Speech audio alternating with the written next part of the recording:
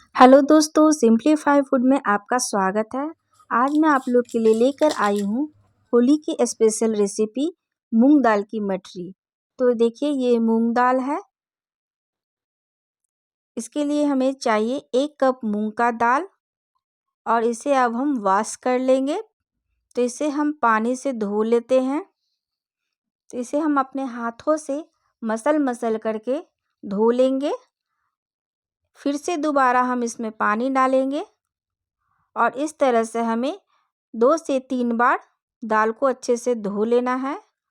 और अब इसके बाद हम इसमें पानी डाल देंगे, फिर से अच्छे से भर देंगे और इसे अब हम 4 से 5 घंटे के लिए फूलने के लिए छोड़ देंगे। तो देखिए मूंग दाल जो है हमारा फूलकर तैयार हो चुका है। और अब हमें इसको पीसना है। तो इसके लिए हम एक जार लेते हैं और अब इस जार में हम मूंग दाल को डाल देंगे थोड़ा थोड़ा करके। और देखिए इस तरह से हमें पीस करके तैयार कर लेना है।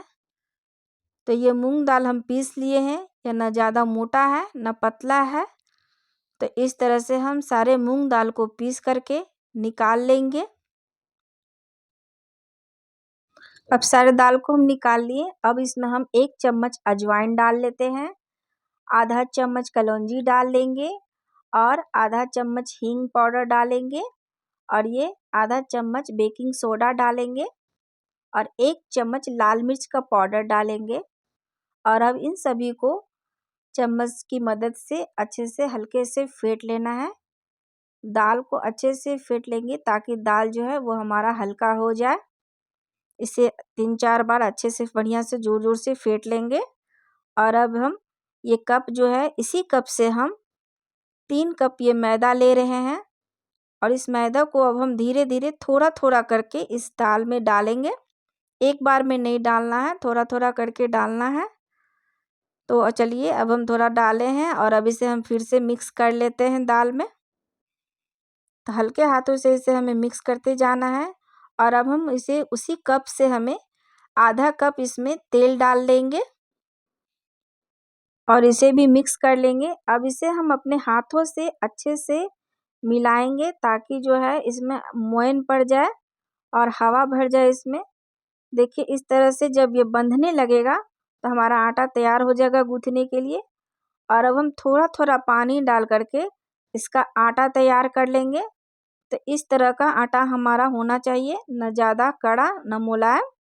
तो हमारा आटा बनके तैयार हो गया। इसमें बस 1 इंच के बराबर पानी लगा है। तो अब आटे को हम साइड रख देते हैं और अब हम थोड़ा-सा मैदा और लेंगे और इसमें हम घी चाहे तेल डाल करके इसका हम पेस्ट बनाकर तैयार कर लेते हैं। तो ये देखिए पेस्ट बनके तैयार हो गया। और हम आटा लेंगे, फिर एक लोई लेंगे, थोड़ा-सा बड़ा हमें लेना है और इसका अब हम रोटी बना करके तैयार करेंगे। तो देखिए इस तरह से पतला हमें बेल लेना है और इस पर अब हम मैदा का जो पेस्ट बनाए थे उसको हम डालेंगे। इस पे अच्छे तरीके से लगा देना है, फैला-फैला करके। चारों तरफ हम इसे उँगली से फैला देंगे और लगा देंगे। और इस पर अब हम सूखा मैदा को डस्ट कर लेते हैं।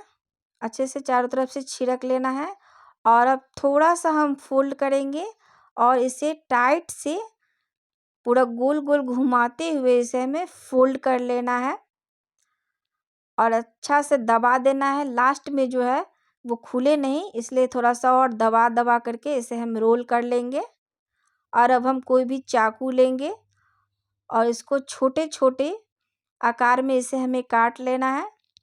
तो थोड़ा-थोड़ा दूरी पर इसे हम काट लेंगे और अब इसके बाद हम क्या करेंगे कि इसे हथेली से हम उलट करके दबाते जाएंगे। तो इस तरह से उठाएंगे और हथेली से दबा लेंगे। तो इस तरह से हम जो है सभी को दबातेंगे। ये हथेली से थोड़ा मोटा-मोटा है, इसलिए इसे हम बेलन की सहायता से थोड़ा-थोड़ा बेल लेते हैं।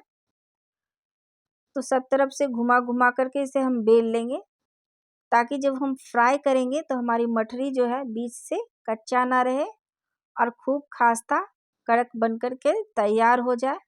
तो इसी तरह से हम बेल भर के सारे मठरियों को तैयार कर लेंगे। तो चलिए मैं आपको दूसरा तरीका बताती हूँ। इसके लिए फिर हम एक दूसरा लोई लेंगे और अब हम इसे फिर से बेल लेंगे।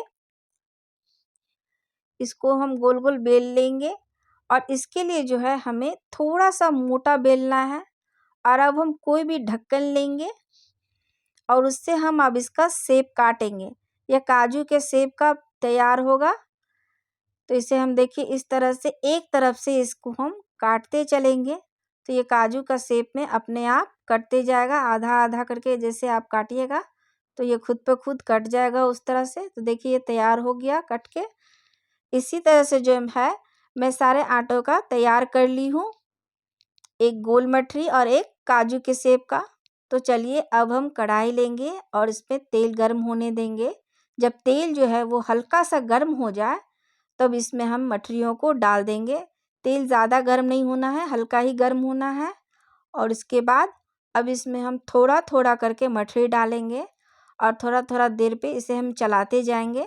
लगभग चलाते ही रहना है, नहीं तो मठरी जो है वो जल जाएगा। चलाते रहने से एक जैसा होगा।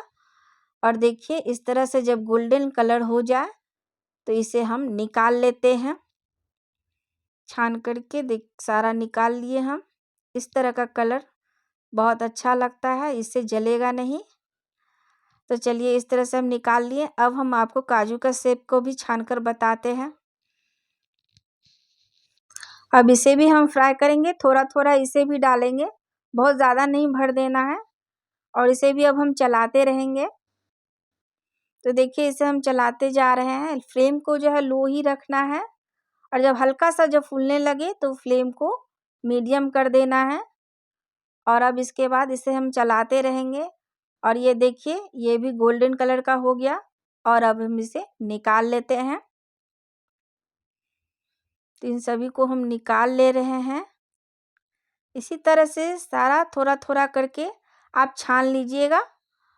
और तो देखिए इस तरह से मैं सारा छान ली हूँ और हमारा होली स्पेशल मठरी बनकर तैयार हो चुका है। इसे मैं आपको तोड़ के दिखा रही हूँ, ये कितना अच्छा बनकर तैयार हुआ है। आप अगर मेरे YouTube चैनल पे पहली बार आए हैं तो आप मेरे चैनल को ज़रूर से सब्सक्राइब कर लें और फेसबुक पर आप देख रहे हैं तो उन्हें भी फॉलो कर लें। और आपको मेरी रेसिपी कैसी लगती है आप हमें कमेंट करके ज़रूर बताएं और मेरे रेसिपी को लाइक और शेयर करना ना भूलें। तो मिलते हैं फिर से दोबारा।